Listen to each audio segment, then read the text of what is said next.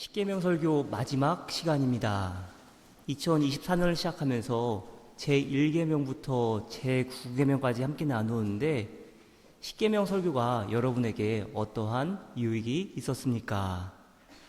이제 작년 연말에 올해 설교를 계획하면서 가장 중점적으로 두었던 부분은 믿음의 동일성 측면이었습니다. 저와 여러분은 공교회, 풀어 말하면 거룩한 보편적 교회의 한 지체이고, 우리의 신앙은 시간과 장소의 변화에 상관없이 항상 일관적인 흐름 속에 있어야 한다는 것입니다. 이것은 적게는 지난 2000년 동안 이어져 온 교회 공동체의 역사성에 무게를 두면서 시간과 경험이라는 다듬어진 틀 안에서 성도를 하나의 공동체로 거듭나게 하고 양육하고 진리를 추구하고 경험하게 하기 위함입니다. 이를 위해 지난 10주간 여러분과 함께 십계명 말씀 나누었고요. 부활절 지나고는 사도신경을, 추수감사주일부터는 주기도문을 함께 나눌 계획입니다. 참고로 우리 교회 예배 순서 중에 믿음의 동일성 부분을 잘 확인할 수 있는 부분이 있는데 잘 눈치채지 못하는 부분이 있어서 말씀드립니다. 여러분, 우리 교회 예배 순서가 어떻게 되죠? 맨 처음에 경배와 찬양, 그리고 피아노 전주로 예배가 시작되면은 예배로의 부름, 송영, 찬송, 이어지는 교독과 또 한 번의 찬송을 부른 후에 대표기도, 성경봉독을 한 후에 사도신경을 하지요. 그 다음에 은혜로운 우리 성가대 찬양 한 후에 제가 강단에 섰습니다. 과연 어느 순서가 교회의 전통에서 중요한 흐름 가운데 있음에도 잘 지켜지지 못하고 있는 부분, 어딜 것 같습니까? 정답은 성경 봉독 시간입니다. 한번 여러분이 말씀 봉독 시간에 어떠한 자세를 취했는지 한번 기억을 되돌려 보시길 바랍니다. 성가대 기도송이 끝난 후에 자리에서 모두 일어나십니다. 자리에서 일어난 후에 성경 봉독 시간에 여러분의 눈이 어디를 향했습니까? 만일 여러분의 손 위에 성경책이 놓여 있고 여러분의 시선이 성경책을 향했다면 다음 주일부터는 한번 이렇게 해보시길 바랍니다.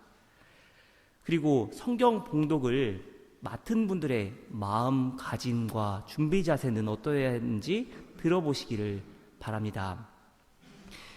예배에서 성경 봉독자로 세워진다는 것은 그리스도의 예언자직에 참여한다는 의미를 갖고 있습니다. 하나님과 회중 사이에서 말씀을 전하는 섬김과 봉사의 역할을 맡았기 때문입니다. 주후 2, 3세기만 하더라도 복음서를 또박또박 잘 읽어주는 것이 설교를 의미했습니다. 근데 이것이 시간이 흐르면서 성경 본문을 해석하고 가르치는 시간으로 설교를 이해하기 시작했습니다.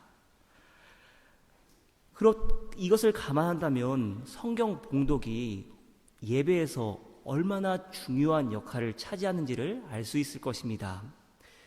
그렇기에 봉독자로 세워진 분들은 말씀이 회중에게 온전히 전달될 수 있도록 기도로 준비하며 주어진 본문을 묵상하고 낭독하는 연습을 꼭 하시기를 바랍니다. 그리고 봉독 순서가 되면은 하나님의 말씀입니다. 혹은 오늘 십계명 본문이 있는 출애굽기 말씀을 읽을 경우에는 장과 구절을 말씀하지 마시고요, 출애굽기의 말씀입니다, 이렇게 짧게 말씀하시고 성경을 읽으시면 됩니다. 이때 회중은, 여러분들은 성경을 들고 읽을 것이 아니라 귀로 하나님의 말씀을 들으시길 바랍니다. 왜냐하면 공식적인 예전의 성경 봉독은 하나님께서 봉독자를 통해 주시는 그 말씀을 새롭게 듣는 시간이기 때문입니다. 그렇기 때문에 더더욱 봉독자뿐 아니라 회중 역시도 그날의 성경 본문을 미리 읽어올 필요가 있는 겁니다. 그래서 우리 교회 주보에 사주치 성경 본문이 나와 있는 겁니다. 오늘 십계명 마지막 설교 들으시면서 초대교회로부터 이어져 온 믿음의 동일성 측면 묵상하시고요. 다음 주일부터는 댁에서 미리 성경 읽어오시고 성경 봉독 시간에는 성경책을 자리에 두고 한번 귀로 말씀을 기울여 보시기를 바랍니다. 그렇다면 특별히 사순절을 보내고 있는 지금 십계명을 묵상함은 저와 여러분에게 어떠한 의미가 있습니까? 하이델베르크 요리문답은 만일 저와 여러분이 감사로 열매 맺는 삶을 살기를 원한다면 참된 믿음으로 하나님의 율법에 따라 회개의 삶을 살아갈 것을 촉구합니다. 88번째 문답에서 진정한 회개가 무엇인지 물으면서 답하기를 진정한 회개는 옛 사람이 죽고 새 사람으로 사는 것이라고 답합니다. 회개는 돌이킴입니다. 죄로부터 돌아서서 하나님께로 바로 서는 것입니다. 그래서 죄로부터 돌이키지 않고는 하나님을 따르는 것도 불가능하고 죄로부터 돌이켰다고 하면서 실제로는 하나님을 따르지 않는 것도 불가능합니다. 그렇기에 다음과 같이 살아갈 것을 권면하는데요. 90문답입니다. 새 사람으로 다시 사는 것은 무엇입니까? 그리스도로 말미암아 하나님 안에서 마음으로 즐거워하고 하나님의 뜻에 따라 모든 선을 행하며 사는 것을 사랑하고 기뻐하는 것입니다. 하나님의 뜻에 따라 모든 선을 행하며 살아가는 것, 어떻게 살라는 것입니까? 내적으로는 믿음에 근거하며 외적으로는 하나님의 말씀에 순종하는 삶, 십계명의 명령에 따라서 살아가라는 강력한 권고입니다. 눈에 보이지 않는 하나님을 사랑하기 위해서는 눈에 보이는 하나님의 율법을 사랑할 수 있어야 합니다. 또한 하나님을 깊이 사랑하는 자는 하나님의 율법을 사랑할 수 있어야 합니다. 무엇을 위함입니까? 하나님의 영광을 위해서입니다. 사랑하는 여러분, 오늘 예배 가운데 깨달으시기를 바랍니다. 우리 자신의 생각이나 사람의 계명에 근거한 것은 아무 소용이 없습니다. 오직 참된 믿음으로 하나님의 율법을 따라서 그리고 하나님의 영광을 위하여 행한 것만이 하나님 앞에 기억될 뿐입니다. 혹시 우리가 하나님으로부터 멀어져 있다면 돌이키시기를 바랍니다. 그리고 하나님 앞에 바로 설 수 있는 저와 여러분이 되기를 바랍니다. 지난 주간에 사무엘 하 말씀 읽으면서 하나님 앞에 회개한 일이 있었습니다. 지난 12월, 올 1월 새벽 기도회 시간마다 하나님께서 제게 지속적으로 지적해 주신 부분이기도 한데, 목사인 제가 성도인 여러분을 어떻게 세워가느냐에 대한 부분이었습니다. 사무엘 하 마지막 장인 24장을 보면은 다윗의 인구조사로 예루살렘에 재앙이 찾아옵니다. 그런데 하나님께서 진노하신 근본적인 이유는 결코 인구조사 때문이 아니었습니다. 왜냐하면 이스라엘 역사에서 다윗 이전에도 인구조사는 있었기 때문입니다. 그렇다면 무엇 때문에 하나님께서 그토록 진노하십니까? 사무엘 하 23장 8절로 39절을 보면 아주 길게 다윗의 용사들의 이름이 언급됩니다. 뿐만 아니라 사무엘 하를 읽다 보면은 각각의 단락이 마무리될 때마다 다윗의 관리들 혹은 다윗의 용사들의 이름이 언급됩니다. 이는 다윗이 자신의 충신들을 국가의 요직 곳곳에 기용했음을 상징적으로 드러내는 장치입니다. 그런데 무엇이 문제입니까? 다윗은 어느 순간부터 하나님께서 자기에게 맡기신 사람들을 자기의 것이라고, 자기의 소유라고 주장합니다. 사람도 왕위도 결국은 하나님께서 허락하신 것인데 하나님의 것이 아니라 내 것이라고 주장하기 시작한 것입니다. 그렇기에 하나님은 다윗에게 크게 노하십니다. 이를 단적으로 드러낸 사건이 무엇입니까? 밧세바를 취한 사건이고 결국 사무엘하 24장의 바로 직전 구절 23장 39절 말씀 보면 이렇게 폭로합니다. 햇사람 우리야까지 모두 합하여 37명이다. 밧세바의 남편이었던 햇사람 우리야, 그는 분명 다윗의 용사 37명 중에 한 사람이었습니다. 분명 하나님께서 다윗에게 맡겨주신 용사였습니다. 하지만 다윗은 이 사실을 망각한 채 그의 생명을 앗아갑니다. 그렇기에 하나님은 다윗에게 크게 진노한 것입니다. 그러나 여러분, 로마서 마지막 장 16장 한번 보십시오. 로마서 16장 1절로 15절 보면은 사도 바울이 26명의 이름을 거론하는 것을 볼 수 있습니다. 이 구절 안에서 이름이 거론되지 않은 2명의 추가 인물이 있는데 그렇다면 28명을 언급하는 것입니다. 그런데 그들이 누구입니까? 복음을 위해 헌신한 이들이고 사도 바울의 복음 사역을 위해서 자기 목숨까지 바친 이들입니다. 그런데 사도 바울은, 바울 사도는 그들을 가리켜 누구라 칭합니까? 자기의 것이라고 주장합니까? 그렇지 않습니다. 대표적으로 브리스길라와 아굴라를 가리켜 뭐라 부릅니까? 그리스도 예수 안에서 나의 동역자라 부릅니다.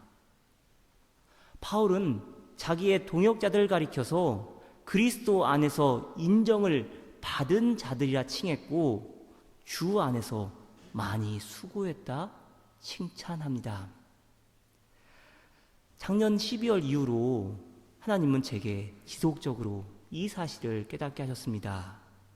저의 생각과 계획을 내려놓게 하셨고 제 마음을 비우게 하셨습니다. 왜 그렇습니까? 오직 하나님의 은혜이고 오직 하나님의 방법으로 오직 하나님의 영광을 위해 목회하라는 깨달음일 것입니다.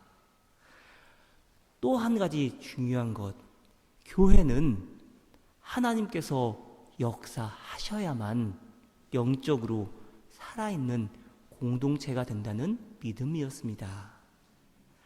사람의 계획으로, 사람의 힘으로 될 것이 아니라 하나님께 간절히 구할 때 역사는 일어납니다. 이 역사에 동참하는 저와 여러분이 되기를 바랍니다. 그렇다면 여러분, 하나님께서 다윗에게 진노하신 이유가 눈에 보이는 구체적인 이유 때문이었습니까? 그렇지 않습니다. 하나님은 그의 중심을 보시고 판단하셨습니다. 하나님께서 어린 다윗을 보시고 선택하실 때 사무엘 선지자에게 이렇게 말씀하셨습니다. 사람은 외모를 보거니와 나 여호와는 중심을 보느니라. 오늘 본문 역시 그렇습니다. 10번째 계명은 우리의 마음의 문제를 다루고 있고 드러난 죄뿐만 아니라 마음으로 짓는 죄에 대해서도 엄하게 대하실 것이라고 말씀하십니다. 내 이웃의 집을 탐내지 말라. 탐하지 말라는 겁니다. 내 이웃의 아내나 그의 남종이나 그의 여종이나 그의 소나 그의 낙이나 물론 내 이웃의 소유를 탐내지 말라. 결국 탐심을 버리라는 겁니다. 그래서 마틴 루터는 그의 대교리문답에서 질투와 소유욕으로 이름 붙여진 모든 악을 근절해야 한다 말합니다. 질투와 소유욕을 물리쳐야만 이웃에게 해를 끼치는 모든 뿌리와 근원을 제거할 수 있다는 겁니다. 사도 바울이 빌립보서 4장 13절에서 이렇게 선포합니다. 내게 능력 주시는 자 안에서 내가 모든 것을 할 수 있느니라. 여러분, 내게 능력 주시는 자 안에서 내가 모든 것을 할 수 있느니라. 이 말씀 들으실 때 여러분 어떤 생각이 드십니까? 혹은 이 구절을 어떻게 해석하십니까? 하나님이 함께 하시면 이 세상 모든 일들 다 할 수 있다고 받아들이십니까? 그렇지 않습니다. 지금 사도 바울이 있는 곳은 감옥입니다. 감옥에 갇혀 있는 사람이 무엇을 할 수 있겠습니까? 감옥 안에 갇혀 있음에도 내가 모든 것을 할 수 있다고 고백하는 것은 죽음까지도 각오할 수 있다는 비장함이고 어떠한 상황 가운데에도 만족할 수 있다는 각오입니다. 개역 개정 성경으로 빌립보서 4장 11절 12절 말씀 들어보시기 바랍니다. 내가 궁핍함으로 말하는 것이 아니니라. 어떠한 형편에든지 나는 자족하기를 배웠노니 나는 비천에 처할 줄도 알고 풍부에 처할 줄도 알아. 모든 일 곧 배부름과 배고픔과 풍부와 궁핍에도 처할 줄 아는 일체의 비결을 배웠노라. 자족하기를 배웠노니 지금 내가 처한 상황을 부정하지 않습니다. 감옥 안에 거함도 하나님의 은혜이고 하나님의 뜻이라고 고백합니다. 그래서 웨스트민스터 소요리 문답 80문답은 이렇게 말합니다. 10번째 계명에서 무엇이 요구되었나요? 10번째 계명에서 요구되는 것은 이웃과 그 모든 소유를 향한 우리 자신의 처지를 의롭고 자비로운 정신 자세를 가지고 온전히 자족하는 것입니다. 여러분, 자족하십니까? 자족이 무엇입니까? 자족이란 우리의 현재 상태가 지금 내가 처한 상황이 최고임을 인정하는 것입니다. 지금 처한 자리가 어떠하든지 하나님께서 가장 좋은 상태로 주신 것이며 이것은 하나님의 작정 가운데 정하신 바요 나에게 가장 복이라는 것을 믿는 신앙입니다. 그래서 자족한다면 내가 가진 것을 남의 것과 비교하지 않고 자신의 결핍을 외부에서 가져다가 채우려고도 하지 않을 것입니다. 제가 존경하는 어느 목사님은 본인을 가리켜서 2달란트 받은 종이라고 종종 말씀하셨습니다. 여러분, 여러분은 5달란트 받기 원하시지요. 그런데 그 목사님은요, 정말 훌륭하시고, 제가 들어본 설교 중에 한국에서 설교하시는 분들 중에 가장 잘 설교하는 3분 중에 한 분이십니다. 그런데 그 목사님은요, 본인을 가리켜서 5달란트 말하지 않고요, 2달란트 받은 자라고 말씀하십니다. 그러면서 말씀하시기를 5달란트 받은 사람 때문에 주눅들 필요도 없고 1달란트 받은 사람, 그 사람 바라보면서 으스댈 필요도 없다는 겁니다. 왜 그렇습니까? 하나님은 자기에게 가장 적합하게 재능대로 달란트를 맡기셨기 때문입니다. 하나님께서 2달란트, 주인이 2달란트 받은 사람에게 뭐라 칭찬했습니까?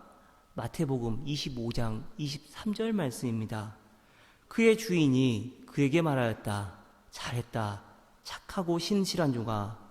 내가 적은 일에 신실하였으니 이제 내가 많은 일을 내게 맡기겠다.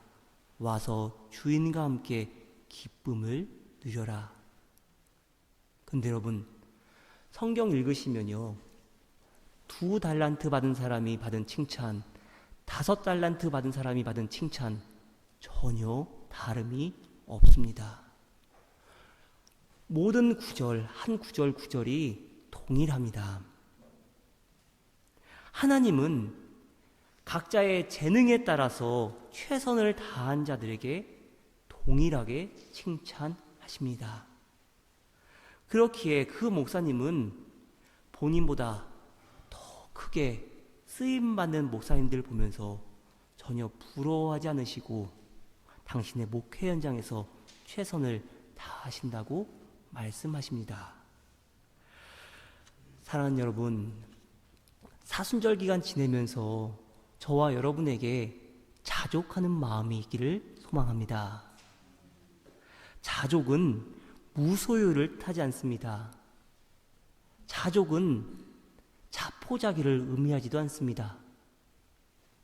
어떠한 일을 하든지 과정에 있어서는 하나님께서 베푸실 은혜를 기대하며 최선을 다하되 그 결과에 대해서는 자족할 수 있어야 합니다. 그래서 결과가 어떠하든 설령 자신의 노력에 합당한 결과가 아닐지라도 그 결과 안에서 하나님의 선하신 뜻을 발견할 수 있어야 합니다.